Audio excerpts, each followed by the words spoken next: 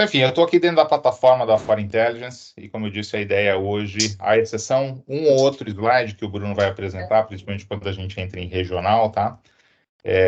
A ideia é a gente apresentar de dentro da plataforma, vocês justamente terem a visualização daquilo que vocês encontram, seja nessa modalidade 100% gratuita, que é o freemium, tá? Seja no módulo pagante, tá? Então, eu vou entrar aqui na parte de Feature Store, que é justamente a parte de dados da Foreign Intelligence, né? E aí, tradicionalmente, eu vou seguir o storytelling das reuniões que a gente normalmente faz com o cliente, e aí as dúvidas, de novo, vocês vão colocando ali no chat ou deixam ao final, tá?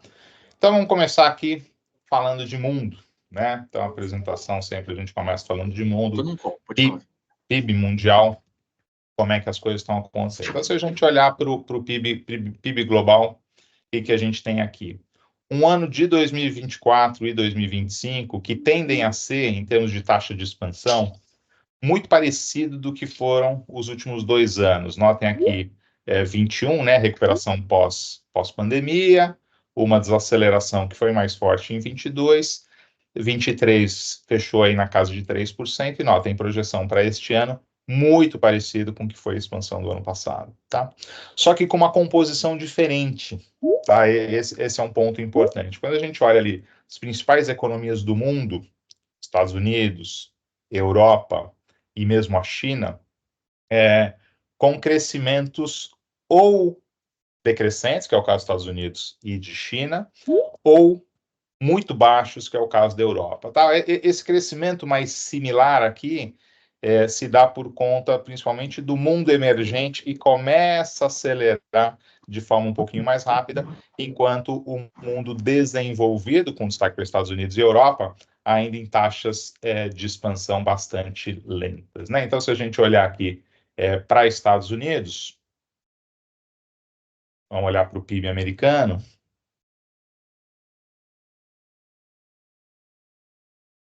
Então, temos aqui o PIB americano. Vamos olhar aqui o dado anual. A gente vê justamente uma desaceleração, né? Deixa eu dar um zoom aqui para a gente tirar o efeito aqui 2021.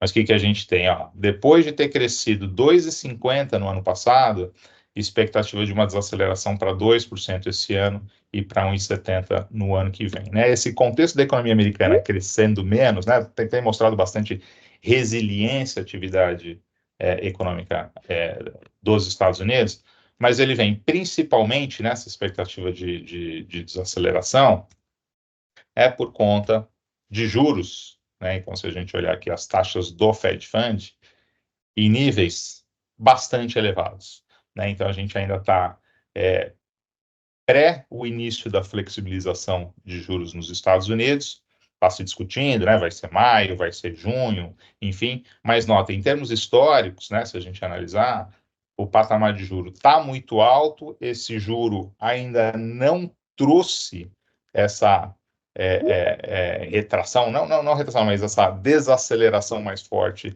para a atividade econômica americana, e isso é o que deve vir, né, nos próximos trimestres e principalmente ali ao longo de 24 e de 25, tá? Por que esse juro não cai tão rápido e tão forte, né? O principal fator aqui é a inflação, né? Então, se a gente olhar aqui os dados inflacionários nos Estados Unidos, olhar para o CPI, e que a gente vai ver uma certa resiliência da inflação americana, né? Então, vamos olhar isso aqui no acumulado em 12 meses, o ano contra ano, e que a gente vê aqui, ó, uma inflação, né, que foi muito alta ali no período de recuperação de pandemia, né? Mas olha, ela desacelera e tem custado, né, a caminhar para baixo dos 3%, lembrando que lá a meta é de 2%, né? Então, assim, dentro desse contexto, inclusive o último dado, né, surpreendeu para cima, os dados de inflação americana, dentro desse contexto que existe uma natural dificuldade do Fed, né, e essa leitura de que, olha, os juros vão cair, mas vão cair devagar, a inflação ainda é um problema, né, essa atividade vem desacelerando de forma bastante pontual, tá?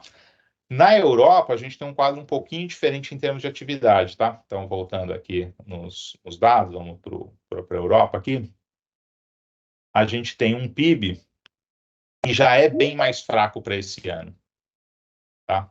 Na verdade, assim, já foi bem mais fraco no ano passado. Olha aqui de novo o PIB anual, as variações ano contra ano. Vamos olhar em barra que fica melhor. Então, notem que ano passado já teve um desempenho quase que medíocre da atividade econômica europeia, cresceu apenas 0,4% contra 2,5% nos Estados Unidos. E para esse ano tem uma aceleração? Tem, mas notem, é uma taxa de expansão ainda muito baixa, né? Então, a Europa, ainda que esteja acelerando um pouquinho, tem uma taxa de expansão muito, muito baixa. E o outro destaque aqui, né, das grandes economias, é a China, né? E a China tem passado aí por diversas dificuldades relacionadas a mercado, principalmente ali a mercado da construção, né? Se a gente olhar aqui as taxas de expansão, o que a gente vê? Uma certa desaceleração para esse ano que vem, depois de ter crescido 5,20 no ano passado. Aqui em 22 a gente teve ainda um efeito de Covid, né? E as restrições foram liberadas em 23, a atividade econômica se expandiu um pouquinho mais, e para esse ano e ano que vem uma certa desaceleração. Então notem, ainda que o mundo como um todo tenha uma taxa de crescimento similar em 24 em relação a 23, a gente tem grandes economias, principalmente os grandes parceiros comerciais do Brasil, né? China, Estados Unidos e Europa, né? China e Estados Unidos desacelerando e Europa com um crescimento muito, muito baixo, tá? Não chega a ser um grande problema, né? O Brasil tem, a gente vai entrar aqui em Brasil, o Brasil tem problemas bem maiores para serem equacionados, né? Como o nosso problema fiscal, mas é um mundo que não é tão expansivo e que não nos ajuda, não atrapalha muito, né? Acho que o principal fator aqui é o juro alto, a liquidez ainda reduzida, né? Essa própria postergação da queda de juros nos Estados Unidos tem batido aqui na taxa de câmbio, né? E aí o dólar, o real voltou aí a oscilar ali um pouquinho acima dos R$ 5 por dólar, tá? Bom, quando a gente entra no cenário brasileiro, a gente sempre fala de política, né? E aí, em política, tem um ponto interessante aqui, que é um indicador que a Foreign Intelligence lançou no ano passado, que é o índice de governabilidade. Deixa eu entrar aqui, que ele também está aqui na nossa base, tá? Então, o que a gente tem aqui? Esse índice de governabilidade, ele é construído com base em três relações do executivo: executivo com o legislativo, executivo com a opinião pública e executivo com o judiciário. E notem, aqui é o período recente, né, o período do governo Lula, já tem aqui os indicadores de fevereiro divulgados. É um nível baixo de governabilidade, mostrando bastante as dificuldades que o presidente Lula tem enfrentado, principalmente com o legislativo. Tá? Claro que a gente tem importantes reformas que foram apresentadas e aprovadas, né, como a reforma tributária no ano passado, tá? Mas esse índice de governabilidade nos dão real noção dos problemas e das dificuldades que o governo vem enfrentando para implantar a sua agenda, né? Então, notem, é um governo, né, um Lula 3 aqui, que é muito diferente do que foi Lula 1 e Lula 2, né, onde você tinha aqui o índice de governabilidade oscilando ao redor dos 70%, pior momento ali do Lula no mensalão, né, caiu ali para pouco abaixo de 70%, depois o segundo mandato recuperou forte, a Dilma cai, né, Dilma no segundo mandato no impeachment, né, estava no seu pior momento, né, o impeachment, um processo de natureza política. O Temer nunca foi um governo popular, o Bolsonaro começa com suas dificuldades e vai, né, no último ano recuperando, mas isso não foi suficiente para sua reeleição. Notem que o Lula começa com um índice de governabilidade relativamente baixo, e é o que ele vem enfrentando ao longo desse primeiro ano e 3 meses, tá? Principal destaque aqui do índice de governabilidade é justamente a relação, tá, do governo com o legislativo, tá? Aqui é um índice que mede quantidade de medidas provisórias aprovadas pelo Congresso, enfim, tem algumas outras coisas que entram aqui, mas notem, se a gente olhar em termos históricos, o baixo patamar em que a gente tem aqui, né, na casa de pouco acima de 15%, né, o último deu uma leve melhorada, está em 17%, tá? Mas isso é o que tem principalmente puxado a governabilidade do presidente para baixo, além da questão da opinião pública, tá? A gente continua, de fato, com um país dividido, né? O Lula ganhou com 50% e mais um pouquinho, mas, grosso modo, a gente continua com um país bastante dividido, né? E isso, obviamente, dificulta questões relacionadas à governabilidade, né? Em que Acho essa que questão de vale, governabilidade... desculpa, Diga, Juan, acho que vale tá? citar também, né, e aí desculpa a interrupção, que a série tem pequenas descontinuidades justamente nas trocas de governo, né, ou seja, aqui a gente está avaliando a relação do presidente com o legislativo, e logo no início do mandato, né, o presidente ainda não mandou medidas provisórias para o legislativo e o legislativo ainda está em recesso, se bobear, né, então é por isso que nos 3, 4 primeiros meses, às vezes, de um novo mandato, a gente tem esse corte, né, essa interrupção na série. Na verdade, é que não tem dados para serem avaliados, é por isso que isso acontece. Tá? Vale dizer também que, assim, dentro da plataforma da Foreign Intelligence tem toda essa parte de dados e tem uma parte super legal de modelagem, né, que não é o foco hoje da apresentação. Mas a gente tem estas séries ajustadas justamente para a gente poder usar em processos de modelagem, se questões políticas, né, e essas relações forem potencialmente importantes para algo que está querendo se modelar e projetar, tá? Bom, então temos um governo que tem suas dificuldades, tem dificuldade em aprovar a agenda, tem a dificuldade na questão fiscal, principalmente, né? A gente viu, por exemplo, a questão da desoneração, né? Que o Congresso, que o Lula vetou, o Congresso derrubou o veto, o governo veio com novas medidas, já retirou as medidas. Então, assim, o governo vem sofrendo aí várias derrotas em parte importante de sua agenda, né? E tem todo esse protagonismo do legislativo, que já vem há algum tempo. Tá? Entrando no econômico, né, vamos aqui para a atividade econômica, vamos primeiro para o PIB. Tá? Então, se a gente olhar a atividade econômica no Brasil, o que a gente tem? Vamos olhar aqui o anual de novo para simplificar o argumento. E o que a gente vê no Brasil? Uma certa desaceleração para esse ano. Então, depois de ter crescido aqui 3% em 22, quase 3% em 23, né, números que o IBGE divulgou recentemente, nossa projeção para esse ano é 1,9% e para o ano que vem é de 2%, 2,1%.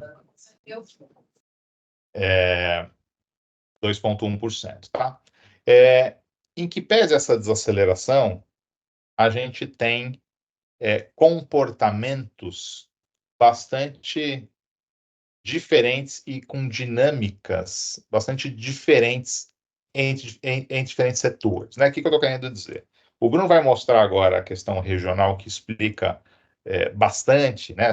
Regional barra setorial, que explica bastante desta desaceleração, né? O agro teve um peso muito forte em 23, mas não é só questão agrícola, tá? Na sequência eu vou mostrar nossas projeções para PIB industrial e de serviços e para consumo das famílias e investimentos, e o próprio ciclo econômico que a gente está vivendo, com redução de juros, né, de um lado, e um mercado de trabalho com uma dinâmica um pouco diferente do que foram os últimos 2 anos, explicam grande parte, não só desse movimento, mas das diferenças entre os diferentes setores que puxam esse crescimento econômico, tá? A gente tem todos esses dados regionais aqui também na plataforma, por uma questão de simplificação de visualização. O Bruno vai compartilhar a tela dele para mostrar essa questão regional barra setorial da atividade. Bruno, passo a bola para você.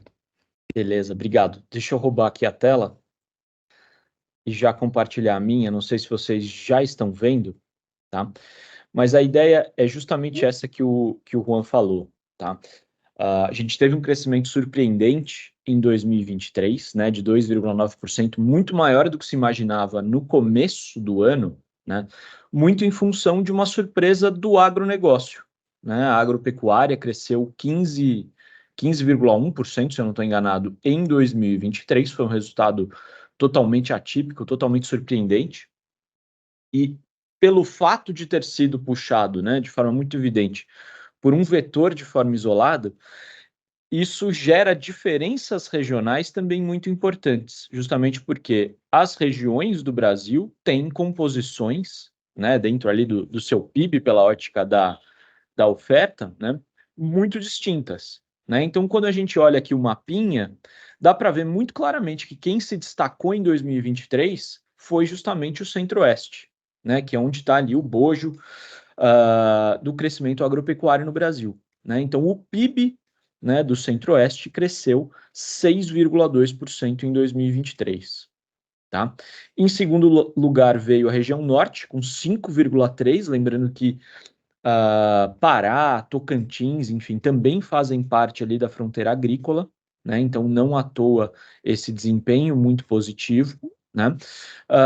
Em terceiro, né, a região sul, que também tem um peso muito importante da agropecuária e conta também com uma base de comparação deprimida, né? Em 2022 teve uma quebra de safra enorme no Rio Grande do Sul, então, enfim, a base de comparação é bem baixa, por isso o bom crescimento também em 2023, tá? Quando a gente olha para a região Nordeste, também um resultado acima da média, né, do país, 3,9%, né? Vários estados aí, né, estão aí com fronteira agrícola, né, com desempenho, com peso do agronegócio, né, muito forte. E por último, né, a única região aqui abaixo da média é justamente a região Sudeste. Né, ela tem um peso de mais de 50% no PIB Brasil, então até se justifica, né, apenas uma região estar abaixo da média, justamente porque na região Sudeste, né, ainda que o agro tenha um peso relevante, o que move o ponteiro de fato é indústria e serviços. Né? E indústria, especialmente, né, principalmente quando a gente olha a indústria de transformação, o Juan vai mostrar em seguida, a gente teve uma indústria um pouco mais fraca. Tá? Serviços até que cresceu bem, né, muito na esteira do crescimento de renda, enfim, do desempenho de mercado de trabalho, né, mas de fato não justificam ali um crescimento de 2,9% para o Brasil, por isso que Sudeste ficou ali um pouco para trás. Juan, você quer que eu compartilhe aqui a tabelinha com a composição do PIB? Ou você já rouba a tela para você? Pode ser? Pode ser. Deixa aí, eu volto, já roubo a tela. Tá aqui um pouquinho do Beleza. crescimento para esse ano. 1,9, notem, indústria, né, crescendo mais, né, crescendo quase um ponto acima do PIB, e serviços, né, crescendo menos, ali 1,6, então, assim, uma mudança na dinâmica, tá? Muito dessa dinâmica está relacionado ao ciclo monetário, né, então o juro que começa a cair, começa a movimentar setores mais sensíveis ao crédito, a gente já vai falar um pouquinho aqui de juro, crédito, etc., mas, no fundo, investimentos começam a crescer. Notem que ano passado os investimentos caíram 3%, ainda no bojo de incertezas de troca de governo, incerteza em cima de política econômica, em cima da política fiscal, né? Mas para esse ano a gente está projetando aí uma alta de 4% para a formação bruta, tá? E o consumo das famílias aqui, por fim, que desacelera, tá? Então, olha, cresceu ali 21 e 22 na casa dos 4%, ano passado 3%, e notem, para este ano e o ano que vem, 2%. Muito dessa dinâmica eu vou mostrar está relacionada à menor expansão de emprego e renda, tá? A massa de salários nos últimos 2 anos foi muito, muito forte e que ajudou a sustentar esses maiores patamares para consumo das famílias, mas isso não vai ser a realidade, já não é a realidade, né? Ainda que o mercado de trabalho esteja apertado, a renda esteja crescendo bastante, isso desacelera ao longo deste ano. Tá? Deixa eu roubar a tela de novo, Lavieri, e voltar aqui para a plataforma, tá? Só voltando à plataforma aqui, um pouco do que o Bruno comentou, enfim, o Bruno foi lá para o PowerPoint, mostrou um gráfico para vocês, mas todos esses dados estão aqui no PIB For Intelligence, tá? Essa aqui é uma metodologia nossa, onde a gente agrega dados, né, de todos os estados, compatibilizados com a metodologia do PIB e traz dados mensais, tá, de atividade econômica. E muito do que o Bruno mostrou, por exemplo, só para mostrar aqui o que está acontecendo com o Centro-Oeste, né, que ele falou, ó, o Centro-Oeste destaque no ano passado na questão agro, estamos aqui no anual. Olhem como se expandiu o PIB do agro nos últimos... Do agro não, do Centro-Oeste nos últimos 2 anos, tá? 5,5% em 22, ano passado 6% contra um PIB de 3%, e para esse ano, para a região, é uma queda de 1%. Então, assim, está muito relacionado ao patamar elevado da super safra, né, do que a gente teve no ano passado, esse ano aí algumas quebras já contratadas. Se a gente for para estados em particular, né, então se a gente pegar aqui, por exemplo, o Mato Grosso, né, e olhar também aqui a estatística anual, o que a gente vê? Vamos para taxas de variação. Ó, o Mato Grosso cresceu, o PIB do Mato Grosso cresceu mais de 10% em cada um dos anos, né? 10,1% em 22, 11% em 23, e para esse ano nossa projeção é uma queda de 4%, tá? Então isso mostra a heterogeneidade do Brasil e como os fatores setoriais, né, que têm as suas dinâmicas que afetam muitas dinâmicas regionais, podem fazer com que você tenha quadros completamente diferentes dentro de um mesmo país, tá? Então, assim, voltando para o Brasil e voltando para o agregadão, então a gente tem aquele PIB que desacelera, mas se a gente olhar o PIB industrial, vamos olhar aqui os dados das contas nacionais, então, olhando para o PIB, tá? Então, vamos olhar aqui o PIB industrial. O que a gente vê? No PIB industrial, aquilo que a gente já tinha visto na tabela, tá? Uma aceleração, tá? Então, depois de crescer 1,5 em 22, 1,60 em 23, ele acelera quase 1 ponto para 2,60, tá? Quais são os fatores que estão puxando isso aqui? Os setores mais sensíveis, de novo, a crédito, tá? Do outro lado, se a gente olhar serviços, como a gente já tinha visto também na tabela, ele desacelera, né? Então, ele vinha numa taxa de expansão um pouco acima, né? Um pouco acima do PIB, inclusive, tá puxando o PIB para cima, né? Vem numa desaceleração, isso aqui essa puxada forte está muito relacionada também com a volta da mobilidade pós-pandemia, né? E o que a gente tem agora para esse ano é uma certa desaceleração aqui, cai quase 1 ponto. Então, enquanto a indústria cresce quase 1 ponto acima do que cresceu no ano passado, serviços é quase 1 ponto para baixo, tá? Isso do lado da oferta, tá? Do lado da demanda, o consumo das famílias. O consumo das famílias, como eu comentei, também desacelera, como eu já tinha mostrado ali, tá? Então, vamos olhar de novo aqui para o anual, tá? Então, a gente vê, ó, depois de ter crescido 4, 3, projeção para esse ano 1,9, para o ano que vem 1,4, assim, tem uma desaceleração importante. E, do outro lado, o que acelera são os investimentos, tá? Então, formação bruta, vamos achar ela aqui.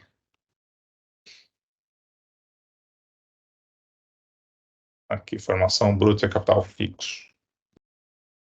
Então, depois de cair, né, que a gente já viu de novo também na tabela, depois de ter caído no ano passado, né, caiu 3%, projeção para esse ano é de um crescimento de quase 4%, e do ano que vem 4,5%. Então, assim, isso aqui está relacionado ao ciclo de juros, expansão da construção civil, né, e dos setores mais ligados ao crédito, tá? Passando um pouquinho para os fundamentos, tá? Agora, de mercado de trabalho e de juros e crédito, que dão sustentação a essa narrativa, tá? Então, vamos olhar aqui dentro dos dados também, dados de mercado de trabalho, tá?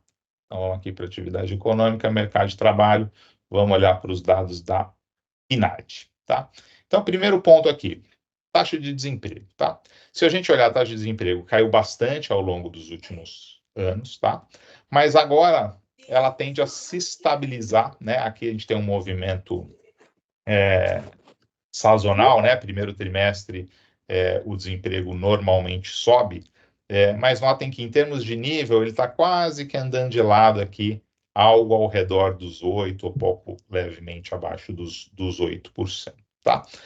O que está sustentando essa taxa de desemprego constante? É uma expansão do emprego que está em linha com a expansão da oferta de mão de obra, né, ou da população economicamente ativa. Tá?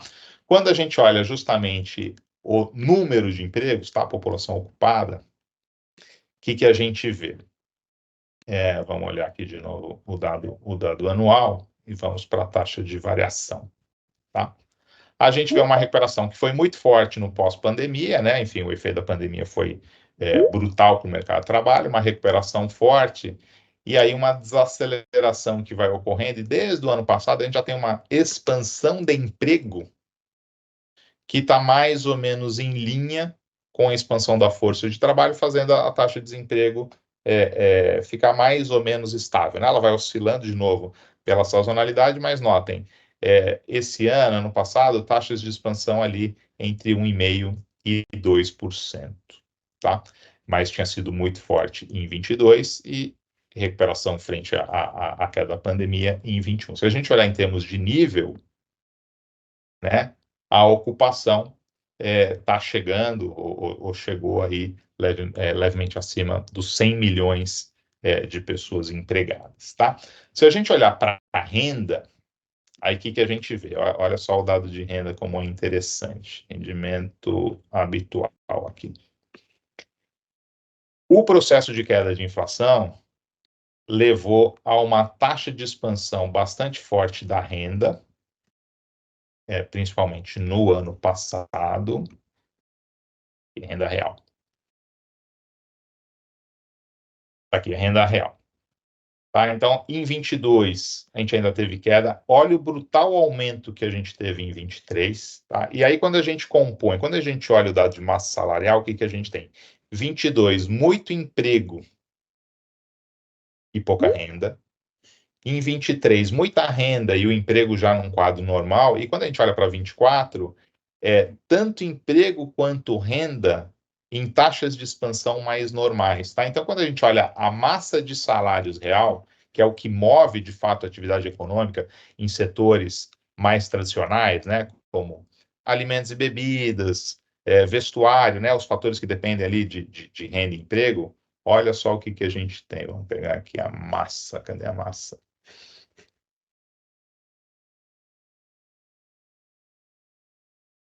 Aqui, massa de rendimento habitual.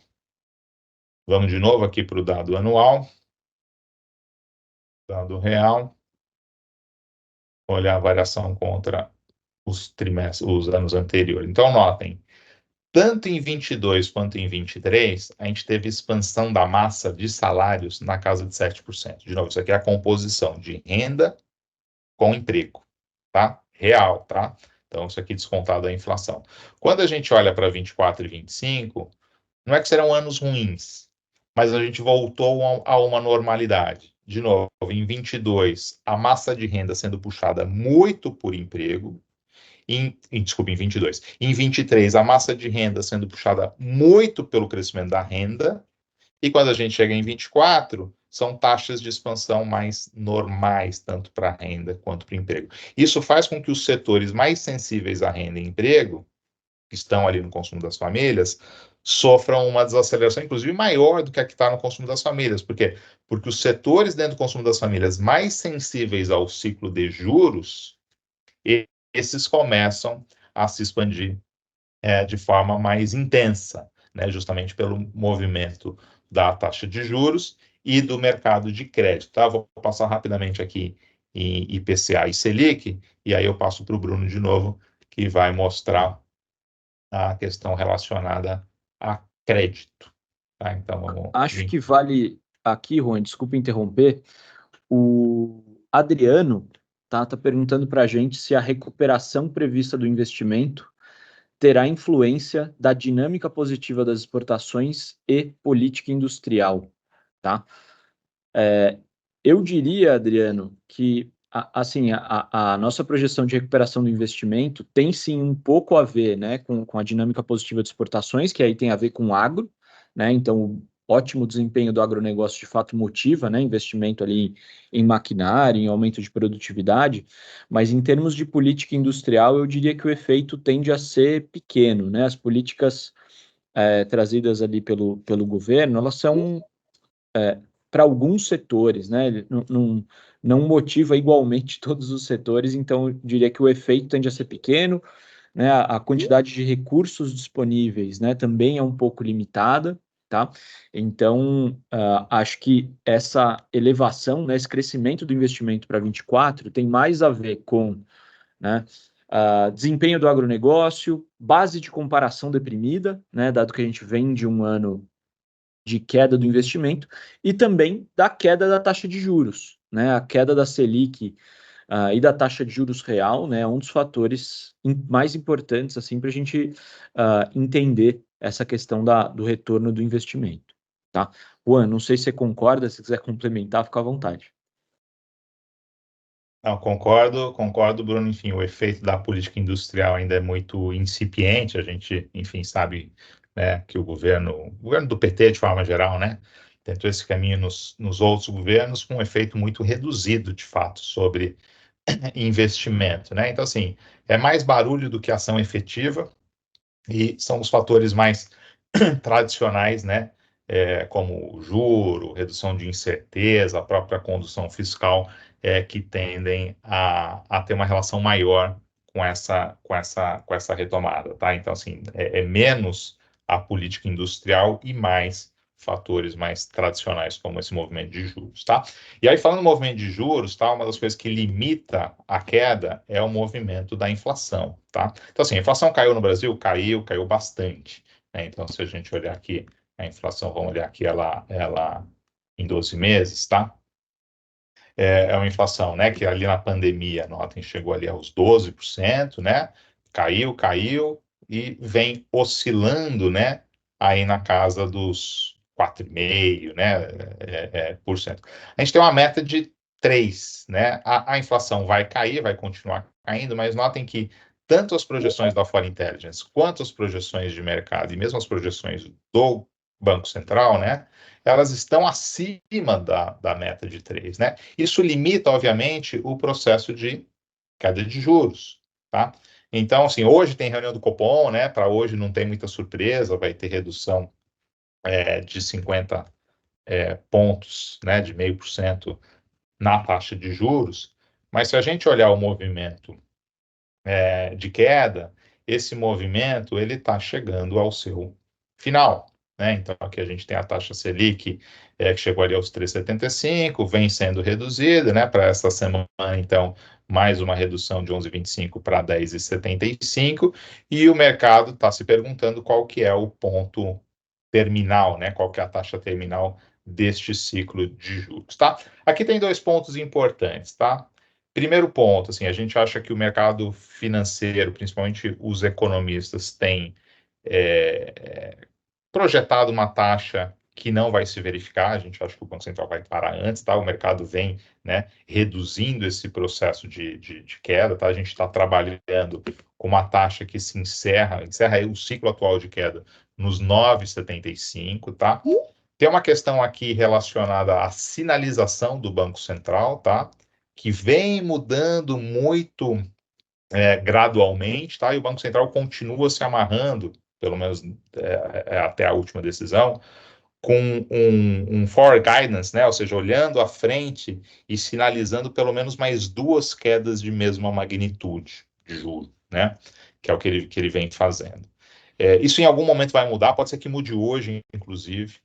Tá? Então, hoje, mais importante do que a decisão é o comunicado, e se o Banco Central vai continuar sinalizando, né, um olhar com duas quedas à frente, mas, assim, independentemente disso, a gente acha que o processo de redução, ele está se esgotando e a gente vai parar ali ao redor dos 10, no caso, a gente está projetando 9,75, o mercado, a Fox, se não me engano, está em 9%, tá?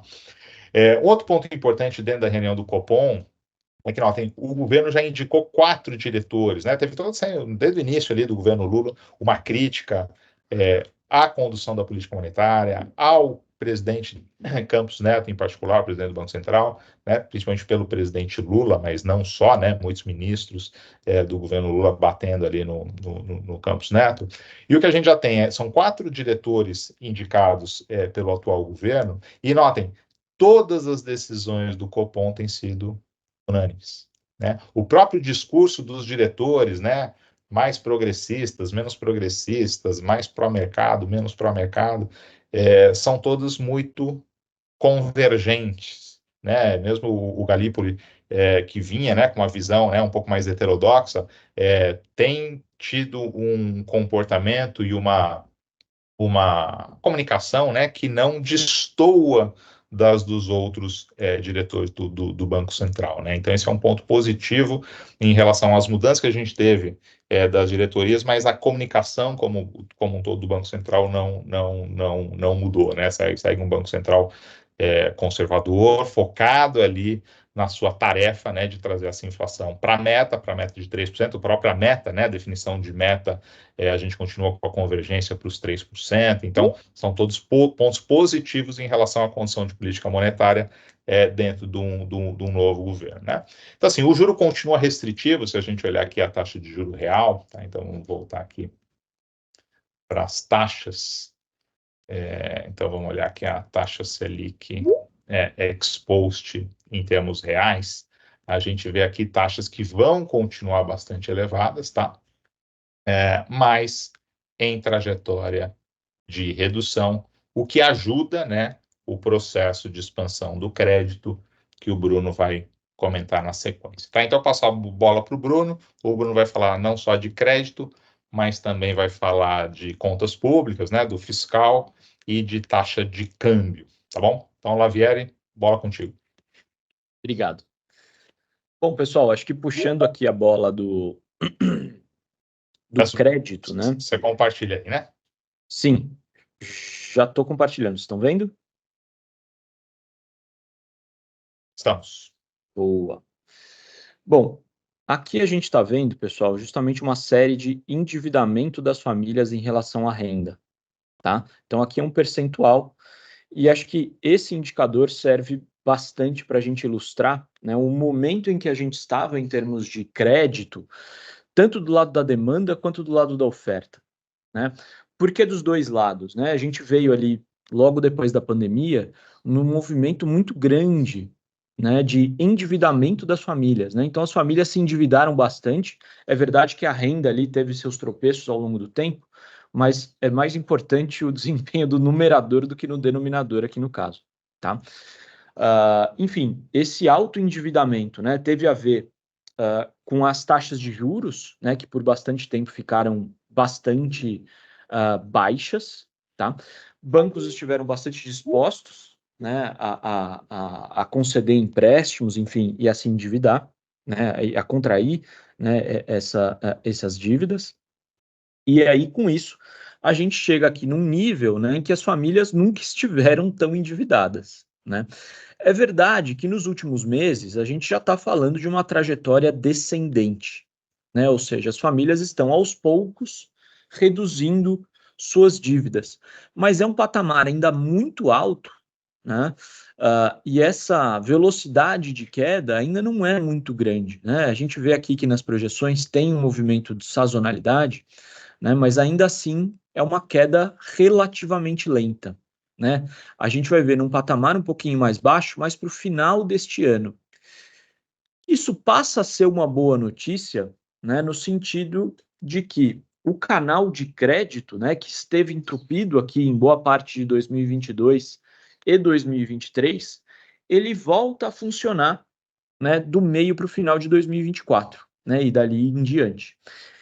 Isso significa também uma mudança de padrão de consumo, tá? Então, a gente viu em 2023, né, um crescimento relativamente forte, né, dos serviços, consumo de varejo em supermercados, principalmente, que é o consumo muito ligado à renda, né, que, como o Juan mostrou, a renda cresceu muito, né, a renda realmente puxou o consumo. Só que existem também, né, os bens que são menos sensíveis à renda e mais sensíveis ao crédito, né? São os bens duráveis, tá? Então, a nossa expectativa é que exista uma pequena mudança desse padrão, né? Então, o consumo de não duráveis, que vinha muito bem até 2023, deve perder um pouco de força, e a partir de 24, né, volta a surgir os bens duráveis, né? Então, veículos, né? O próprio investimento, acho que entra muito também nessa mesma narrativa, né? Que a gente está falando de endividamento das famílias, né? E acho que a gente pode mostrar também a inadimplência para ilustrar, né, esses pontos de que o crédito realmente teve bastante restritivo ao longo de 22 e 23, né? O nível de inadimplência alcançado aqui em meados de 23 muito elevado, né? Colocou ali vários bancos numa situação desconfortável, né? Não vou dizer delicada, mas enfim, inesperado, né? Para boa parte dos bancos, a gente já enxergava um pouco desse movimento e daqui em diante essa inadimplência tende a voltar a cair. Tá? A gente está falando aqui de inadimplência pessoa física, mas os movimentos de pessoa jurídica não são muito distintos. Tá? Então, por isso, essa reativação, né, do canal de crédito, né, deve ser um dos destaques de 2024. Tá? Vamos passar aqui rapidinho por contas públicas. Né? Então, deixa eu mostrar aqui a dívida, relação dívida-PIB. Dívida líquida, vamos olhar a dívida bruta, que é melhor, tá? Acho que aqui é melhor a gente olhar o anual, porcentagem do PIB, e agora fica mais fácil de a gente enxergar, tá? A gente está falando de um problema, né, que recai principalmente sobre a dívida pública, né? Então a gente vê muitas discussões ali sobre superávit primário, déficit primário, né? Tudo isso é para tentar equacionar justamente essa questão do endividamento, né, da dívida pública, tá? Então a gente veio ali, né, desde 2013, né, num aumento muito grande da relação dívida-PIB, né, que a gente está falando da dívida bruta, tá?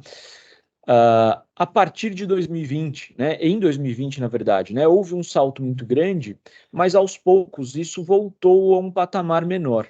Tá? Essa queda de patamar teve a ver com dois fatores. Né? Primeiro, de que muito do gasto, né, e do endividamento feito em 2020 teve a ver com a pandemia, né, portanto, algo temporário, mas tem também a questão inflacionária. Né? A inflação favorece temporariamente as contas públicas, né? No sentido de que a arrecadação sempre acontece em tempo real, né? E por isso a arrecadação se beneficia de um movimento de alta da inflação, e o PIB, que é o denominador aqui dessa relação, cresce junto com a inflação, né? Ao passo que a dívida cresce com uma defasagem em relação à inflação, né? E também dependendo da sua composição, né? Então é por isso que a gente teve aqui uma queda da dívida pública de 2020 a 2022, mas, né, na medida em que a gente voltou a ter déficits primários profundos, né, em 2023, a dívida volta a subir, tá? A gente está falando de um patamar que é elevado, tá? Para países emergentes é algo acima da média, acima do normal, mas o mais preocupante é a trajetória futura, né? Todos os economistas têm ali nas suas planilhinhas de Excel justamente a trajetória prevista da dívida pública, né? Lógico que para isso tem muita premissa, né? A gente tem uma premissa de que o governo não vai conseguir, né, zerar o déficit primário. Então, deixa eu colocar aqui primário para a gente ver. Vamos ver o governo central, que eu acho que é melhor.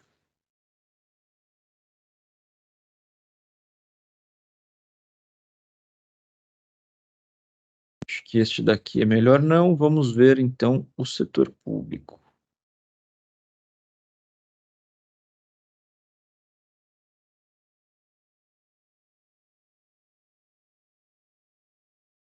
Então, a gente está falando, resultado primário do setor público, que está positivo. Falha técnica aqui, viu, pessoal? Isso aqui está errado.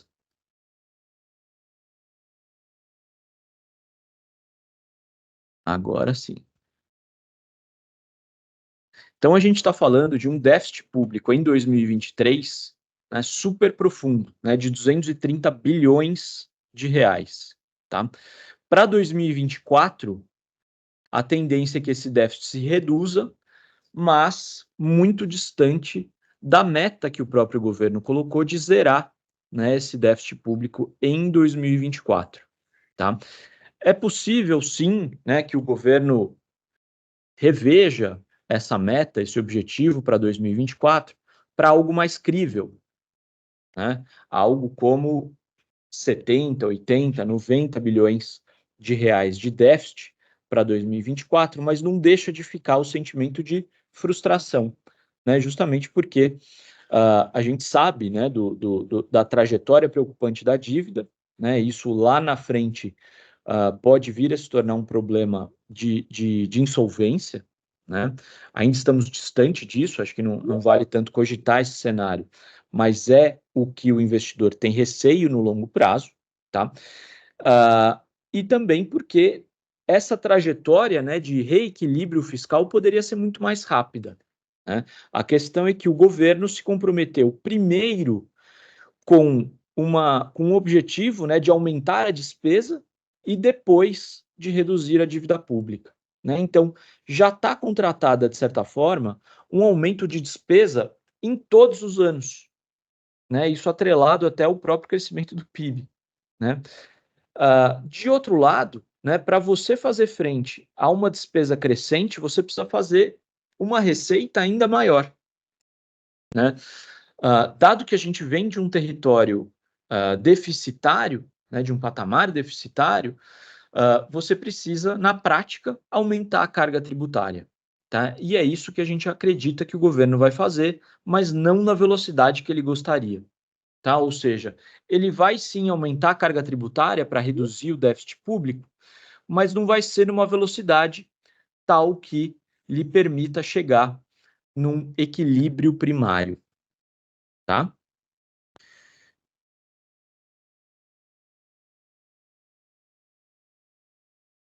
Enfim, pessoal, deixa eu mostrar agora a taxa de câmbio, que é onde se materializa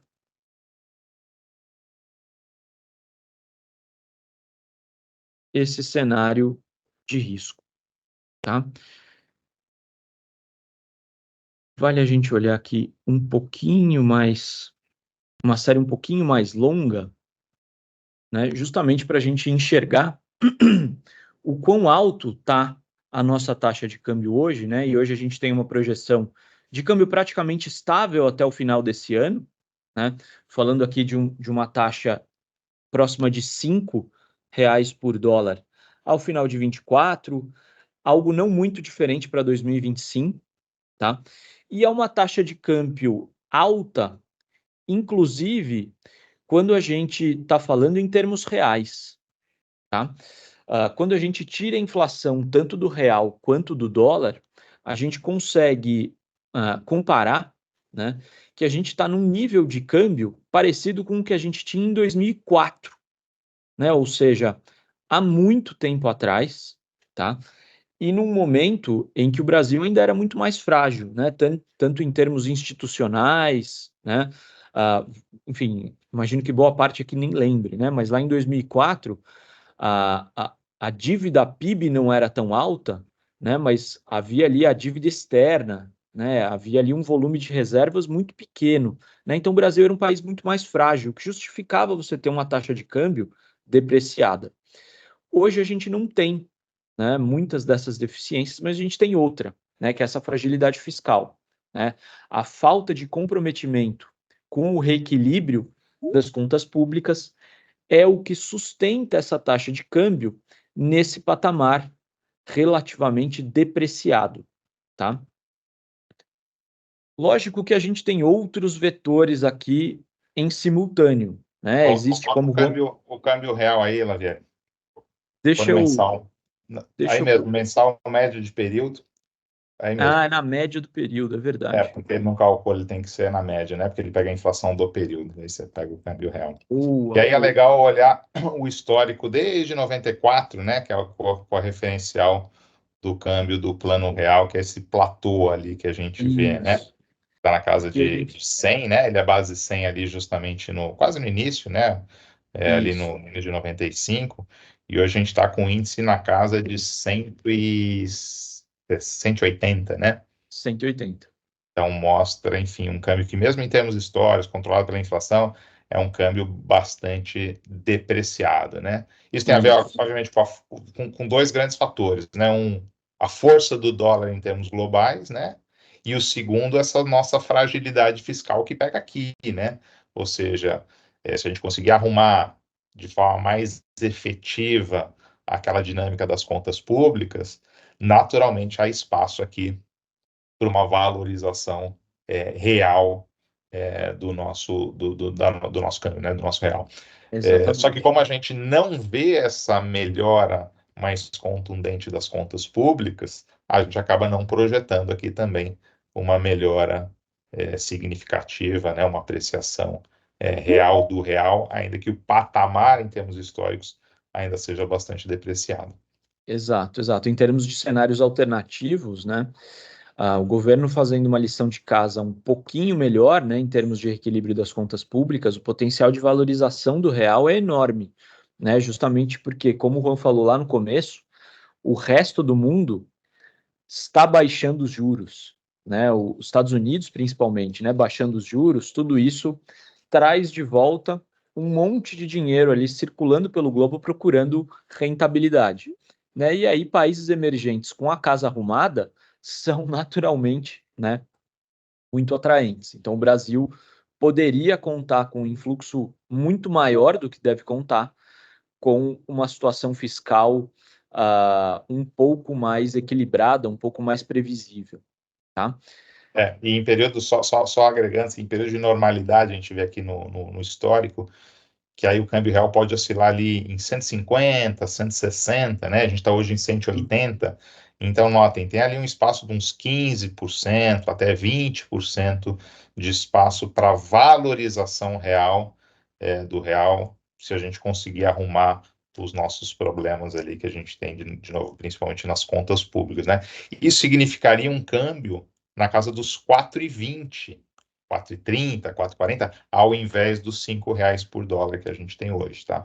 Então, assim, tem bastante espaço para o câmbio apreciar, desde que o país consiga resolver seus problemas fiscais. Exatamente. Era isso do meu lado. Deixa eu parar de compartilhar aqui a tela e devolver a bola para você, Juan.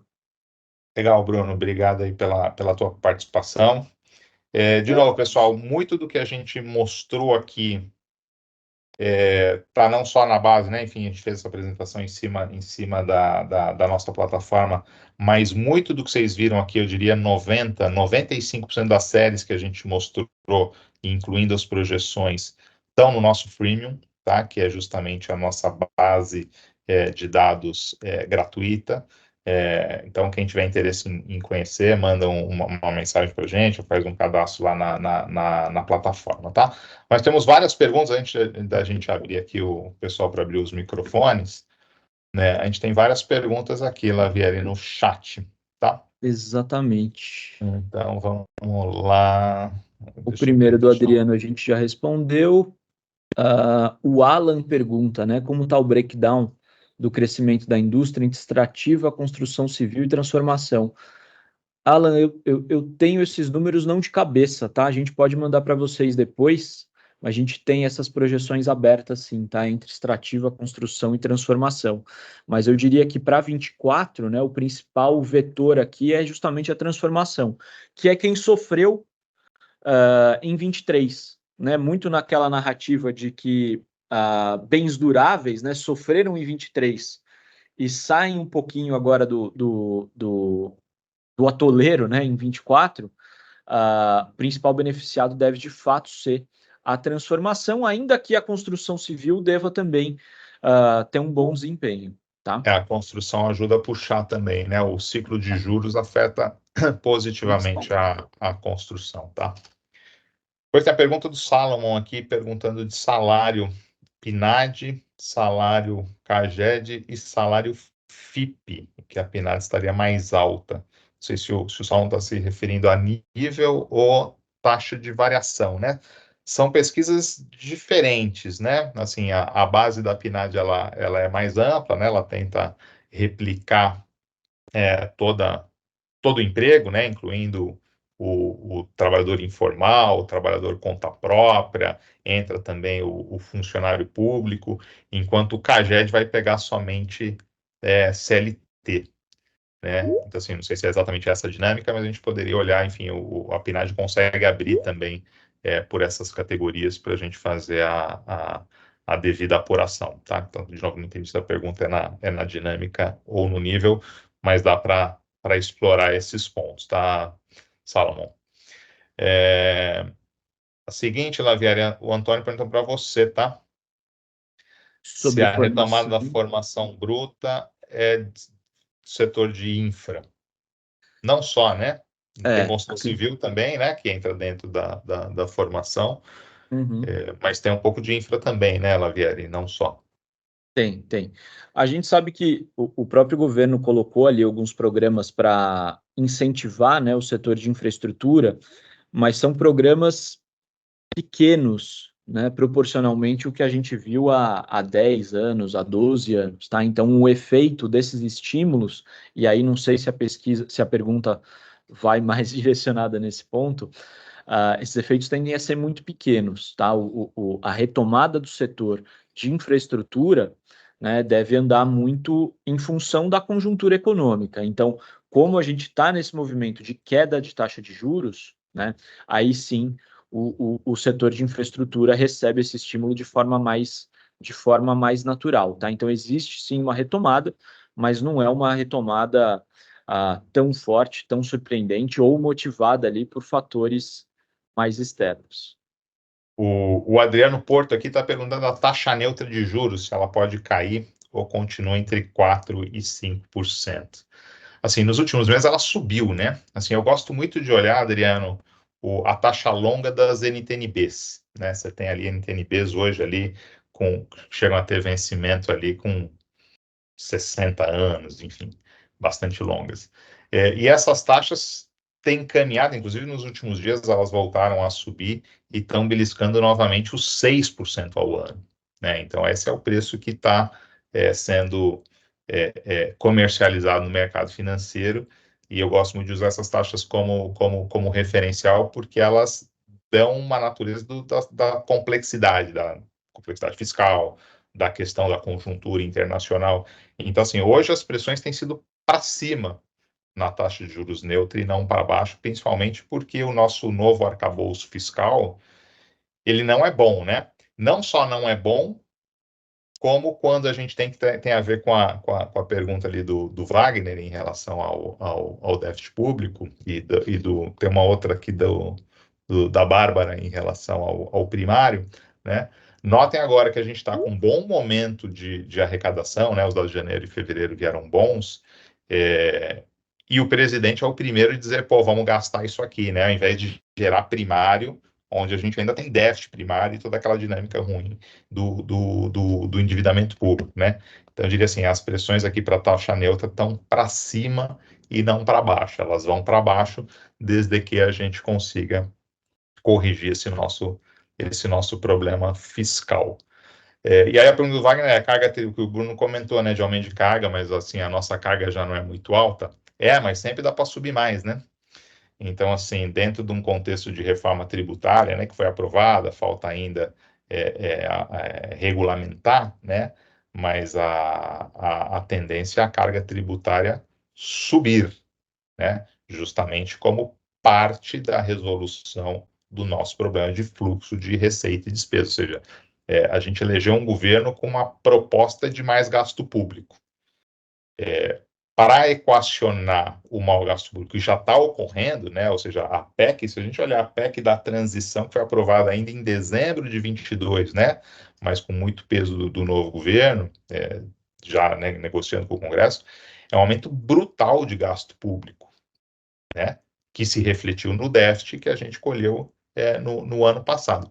Para equacionar isso, né, dado que a gente tem um governo mais gastador, a gente só consegue equacionar isso de uma forma responsável com mais carga tributária, né? Melhor do que a opção, né? Que a opção seria emissão de moeda, que gera inflação e gera toda uma dinâmica perversa. Ou seja, dado que já vai se gastar mais, que já está se gastando mais, como equacionar isso? É com o aumento de uma carga tributária que já é alta. E aí, Bruno, a Bárbara está pedindo as nossas projeções de fiscal em porcentagem do PIB. Você tem isso aí? Tem na plataforma também, né? Sim, sim, deixa eu mostrar. Eu tinha até me confundido ali na hora da apresentação, o número tá certo, tá? Porque aqui a gente está falando de setor público consolidado, e setor público é necessidade de financiamento, né? Então, o valor positivo é um déficit, né? Necessidade de financiamento positivo significa que você está precisando se endividar. Para o final desse ano, a gente está falando de um déficit em 0,7% do PIB, tá? Tem esse degrauzinho aqui, porque aqui tem o pagamento de precatórios, tá? Que começou em dezembro de 24, e como a gente está falando do acumulado em 12 meses, ele carrega esse valor até ele sair em dezembro de 24, cai para 0,7% de PIB, é o que a gente espera em termos de déficit do setor público consolidado para 2024. Tá? E aí, para 2025, a gente vê uma melhora pequena, né, 0,4%, em 2026, 0,1%, né? E só em 2028 que a gente volta a ter superávit. Então, nota, é uma agenda longa essa questão do reequilíbrio fiscal, né? Dificilmente o governo vai conseguir entregar, né? O Ministério da Haddad vai conseguir entregar o equilíbrio primário já para 2024, tá?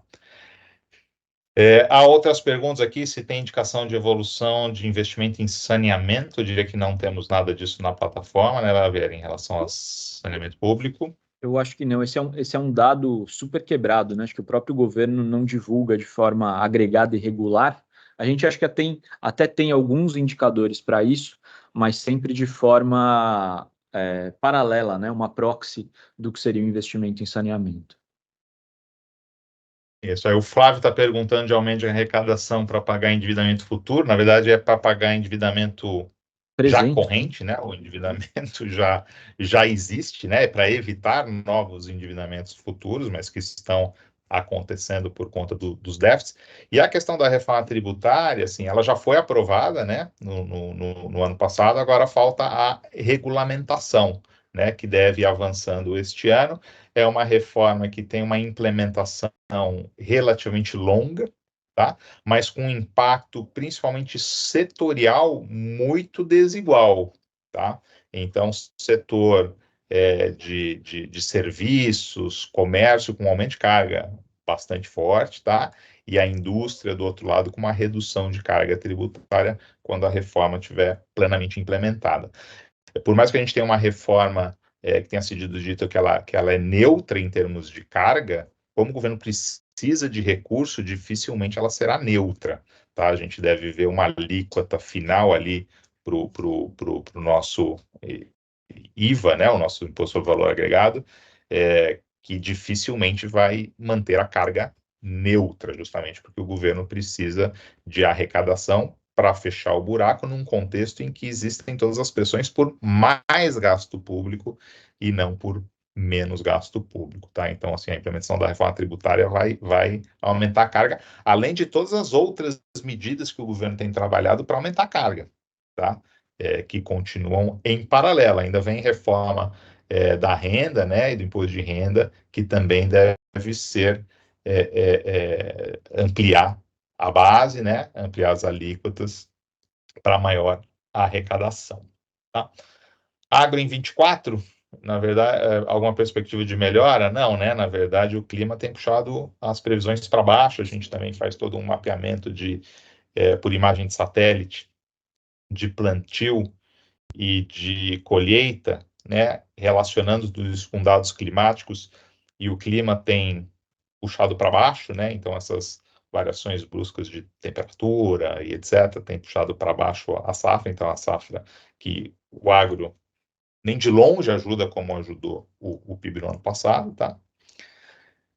Mercado de capitais, CRI, CRA e fundos, não temos nenhuma análise específica. Tem todas as mudanças de regulamentação, né, que ocorreram e que estão puxando ali, né, diminuíram a demanda de LCA, LCI, que migraram, né, para CRI, CRA, para fundos, etc. A Esse é um gente tem vários movimento. dados, né, de mercado de capitais na Future Store, tá? Inclusive com uma base super completa. Tá, mas daí para fazer uma análise mais a fundo, né, é uma questão de a gente entender junto com vocês o que vocês gostariam de ver, o que vocês gostariam de analisar. Muito provavelmente a gente consegue sim descer ali num nível de detalhe que for necessário, tá? Outra pergunta aqui do Júlio, em relação a investimentos que não engrena e qual patamar para considerar um crescimento sustentável. Assim, a verdade é que a relação investimento-PIB no Brasil está muito baixa, né? Por diversos motivos, né?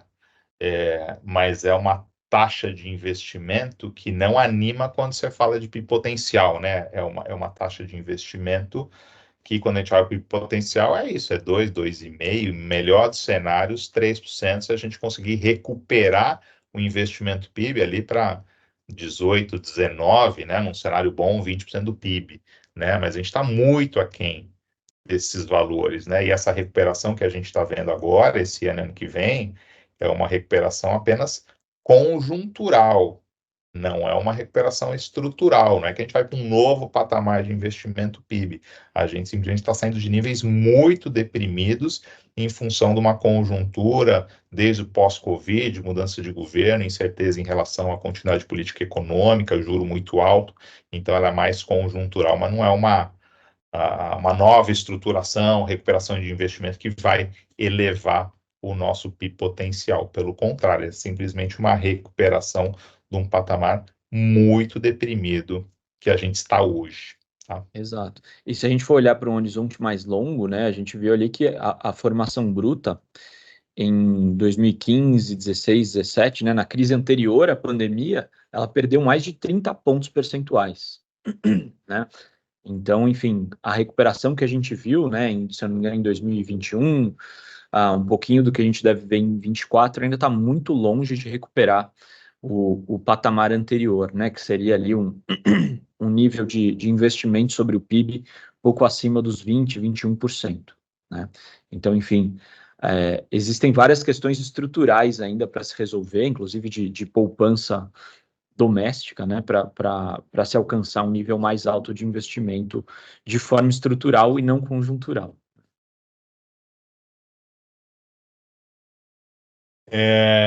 A próxima pergunta aqui do Fabiano em relação ao dólar, o real frente ao dólar, expectativas para o primeiro semestre.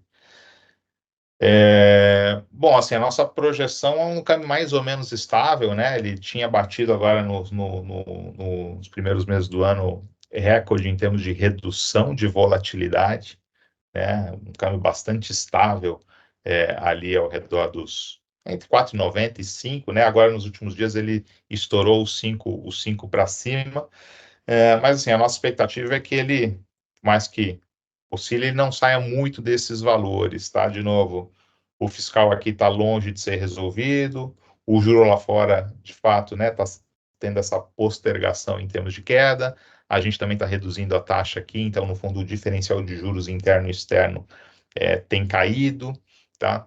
Então, assim, a nossa perspectiva é um câmbio ali, né, que continua oscilando em torno de 5 ou levemente abaixo de 5 ao longo dos próximos meses, tá? Não só para o primeiro semestre, mas ao longo de todo o ano, tá? Bom, teve bastante pergunta aqui no chat, não sei se alguém quer levantar a mão também, fazer uma pergunta, fiquem à vontade, tá? Para levantar a mão e fazer perguntas, a gente tem aqui ainda 13 minutos até as 10h30. Pegou mais uma aqui, perguntando sobre inadimplência, né? Se ele pode cair mesmo com abundância de crédito via essas fintechs. Acho que esse é um ponto bem interessante, viu, Alexandre? Esses efeitos das fintechs são relevantes, né? E a gente tem até visto, né, aumentar o número de players nesse mercado, enfim, alguns até muito ligados a crédito pessoa física, tá? Mas são volumes que no total ainda não afetam tanto, tá? Então, olhando esse indicador, né, do Banco Central, e aí os dados das fintechs estão contemplados, né, nesse indicador, a gente continua vendo uma tendência de queda, mas levando em consideração que é uma queda lenta, tá? Então, boa parte dessa carteira demora até ser totalmente saneada, né, se a gente puder dizer assim. Então, dado que essas fintechs, né, operariam ali com um nível de eficiência, né, ali, tanto na questão da gestão do risco, quanto na questão da concessão, a gente não vê um grande risco de irresponsabilidade, né, e aí um aumento, uma inversão, né, desse movimento de queda da inadimplência.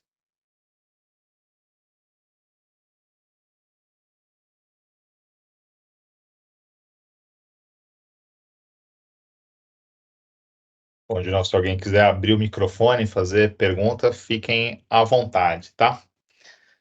Ou mesmo colocar aqui no chat.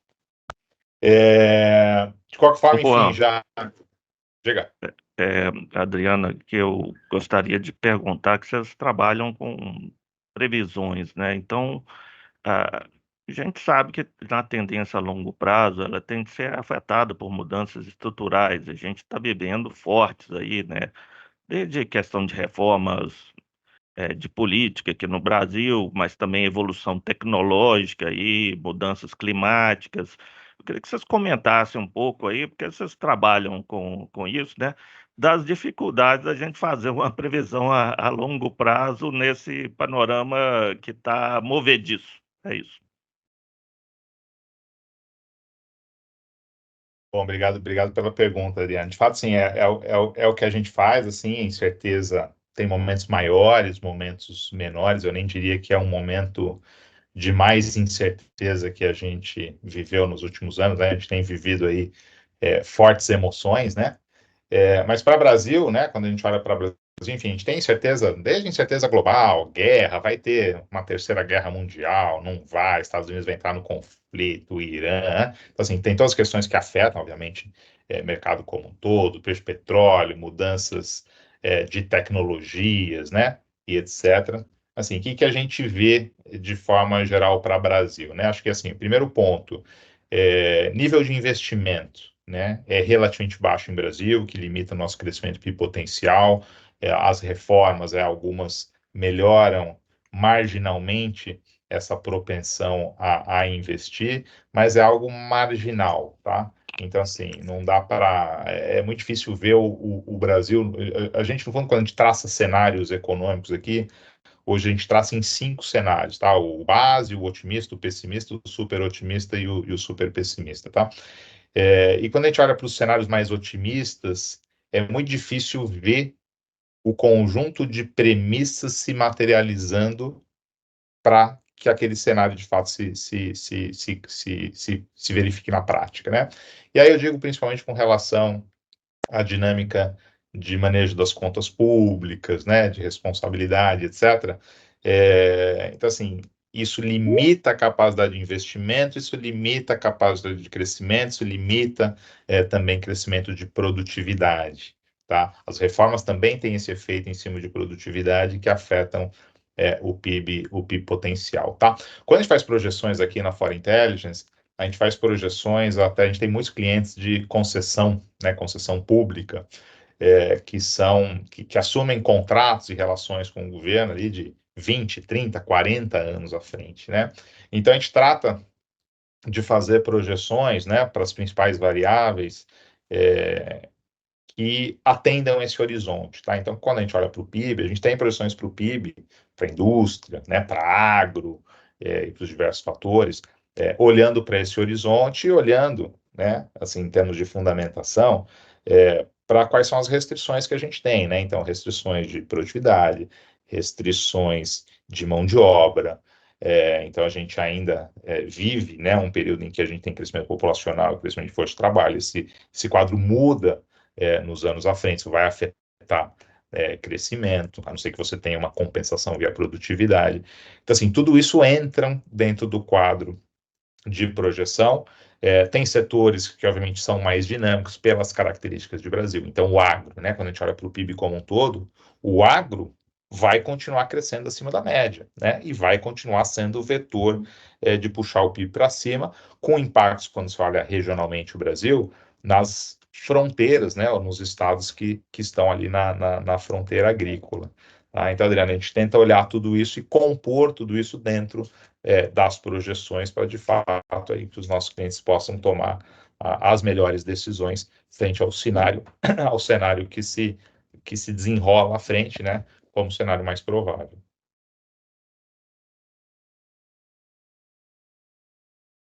Tem mais uma pessoa aqui com a mão levantada, acho que é o Carlos. Isso. Estou eu mesmo.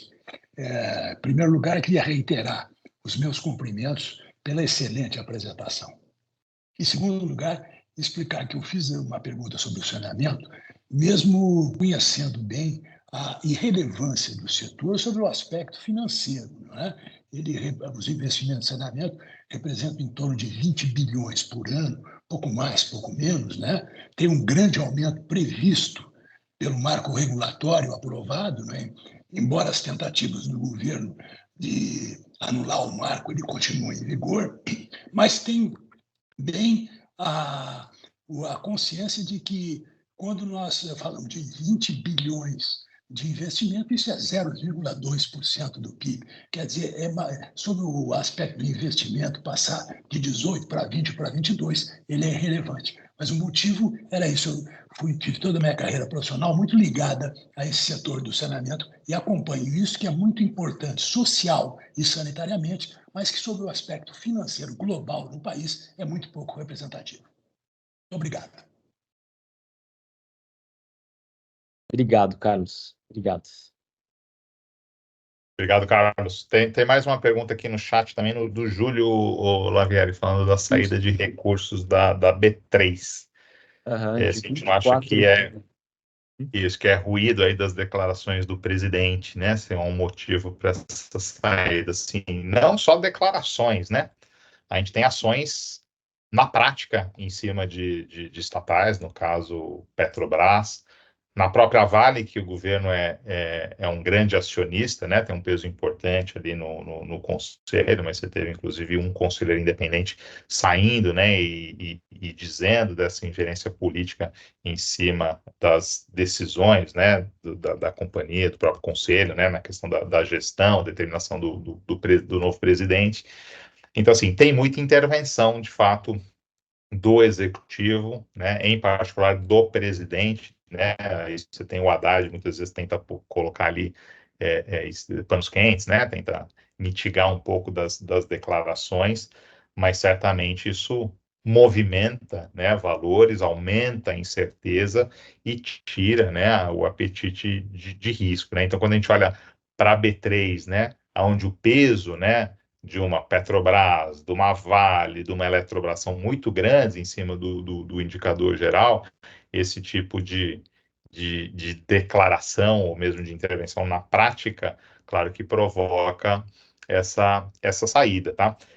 Mas quando a gente olha o investimento recuperando ali, né, a formação bruta, é muito além disso, né? Porque a B3 acaba sendo uma representação viesada, né, do nosso PIB ou dos nossos investimentos. Então, assim, o ciclo de juros, o ciclo na construção, a redução de incertezas num ambiente mais amplo, né? Lembra que antes da eleição, antes do Lula de fato sentar na cadeira, de anunciar o ministro Haddad, do Haddad anunciar as medidas, de você fazer a reforma da questão do arcabouço fiscal, havia uma incerteza tão grande de que, de fato, esse governo pudesse ser muito mais intervencionista do que de fato é. Ele é um governo intervencionista?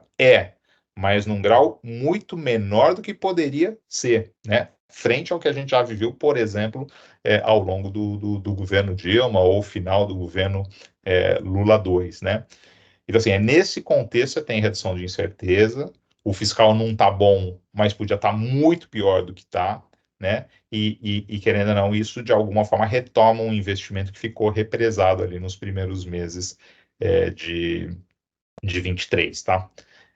Então, assim, esse investimento ele está, de fato, já acontecendo, ele tem a ver com o ciclo de juros, ele tem a ver com uma redução de incerteza, que ocorreu, tá? É fato que ela ocorreu, mas quando a gente olha assim, o que poderia ter sido, o que a gente poderia estar colhendo, é de fato um país que tivesse numa trajetória muito melhor do que está, se a gente tivesse feito as coisas diferentes nesses últimos, né, tô falando desse governo, né, nesses últimos 18 meses, assim, não foi ruim, não foi ruim, podia ter sido muito melhor, podia ter sido muito melhor, mas também podia ter sido muito pior, então a gente está colhendo um pouco de um quadro conjuntural e de ações políticas e de aprovação de reformas, etc., que, no fundo, veio melhor do que a média ou a mediana do mercado apostava lá no início, final de 22 e início de 23, tá? E é isso que a gente está colhendo em termos de retomada de investimento agora.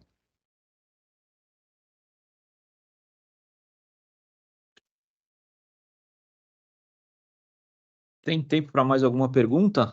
Chegaram mais 3 aqui.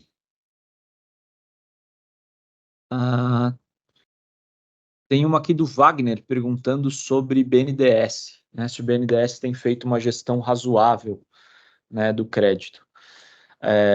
Eu vou começar aqui, bom, daí você me complementa, tá? Porque acho que você conhece melhor do que eu. Bom, a gente viu o governo tentando devolver, né, um papel ali de protagonismo para o BNDES, mas a verdade é que é um banco que hoje conta com muito menos recursos, né, e um escopo, né, muito mais engessado, né, do que tinha ali no governo Dilma, por exemplo, né, quando ele foi ali foco de alguns incêndios, né. Então, assim, por mais que o governo tenha dado publicidade, né, a esse novo papel do BNDES, na prática a gente não vê um aumento tão grande dos desembolsos, né, e nem uma política setorial, né, tão discricionária, enfim, tão explícita, né, quanto foi no passado. Não sei se você concorda, Juan.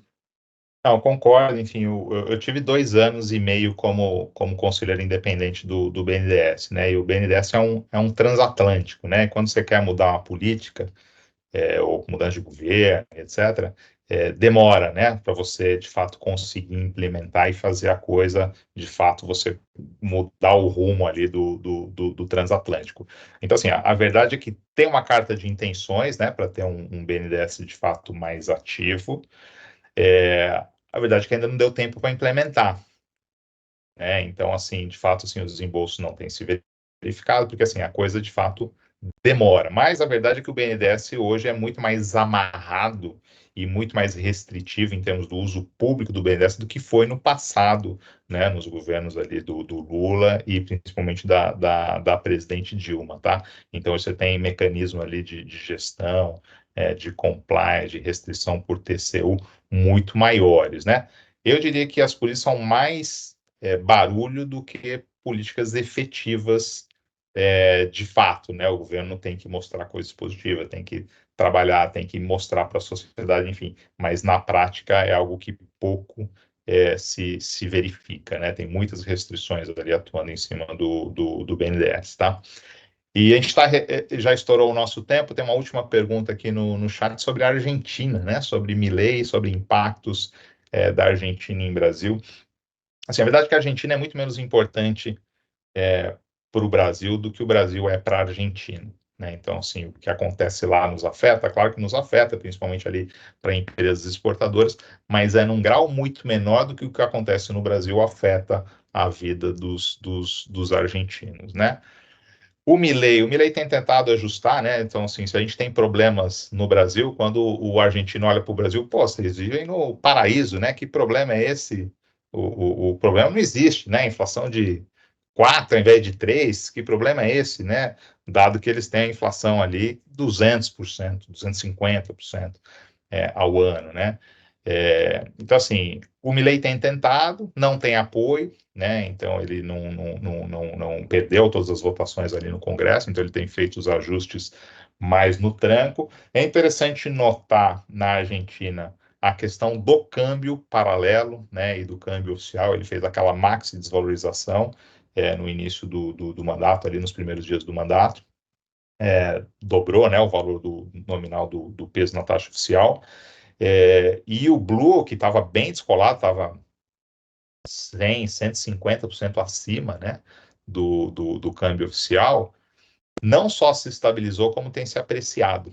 Aí você está tendo uma certa convergência ali entre o câmbio oficial, com uma só max, e o câmbio Blue. Claro que isso mostra, do outro lado, muitas dificuldades, né, em termos de atividade econômica, pobreza e etc. Redução, né, dos subsídios, a própria geração, né, dos superávites que ele está tendo nesse começo de mandato, cortando muito gasto público. Assim, é um desafio enorme. A minha avaliação particular é que vai ser muito difícil o Milei terminar o mandato, né? Porque, assim, você está indo para um nível, né, em termos de aumento de pobreza, em termos de insatisfação, né, da sociedade, muito, muito grande, né? Assim, claro que sim, fazer as coisas devagar, como o Macri tentou, não deu certo. Fazer rápido, como o Milei está tentando, talvez não dê certo. Assim, são muitos, muitos, muitos os problemas que tem lá, né? E resolvê-los não é nada simples, ainda mais sem apoio do Congresso. Então, assim, a chance da gente ter alguma ruptura institucional, né?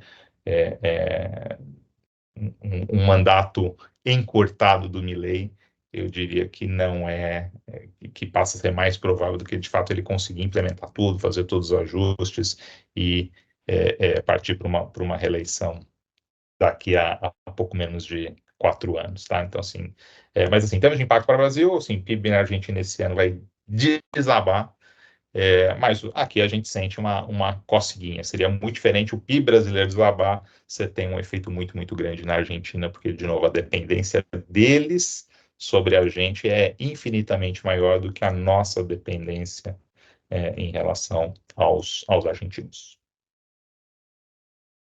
É isso, pessoal. Bom, obrigado mais uma vez aí pelo tempo, pela participação. De novo, o próximo evento a gente deve manter esses eventos uma vez por mês. O próximo a gente vai fazer presencial. Convido todos a estarem com a gente lá no Inovabra, em São Paulo. Quem quiser conhecer mais da nossa plataforma, do freemium, não falamos nada em termos de modelagem, tá? Então a plataforma tem também uma parte só de criação de modelos, usando todos os dados que estão aqui na Feature Store, que facilita muito, né, a projeção dos diversos indicadores que as pessoas têm que fazer, né, dentro das suas empresas. Enfim, estamos à disposição de vocês. Qualquer dúvida, qualquer questionamento, nos mande um e-mail, entre em contato pelas redes sociais. É isso. Obrigado a todos e até o próximo evento. Um abraço. Obrigado, pessoal. Um abraço.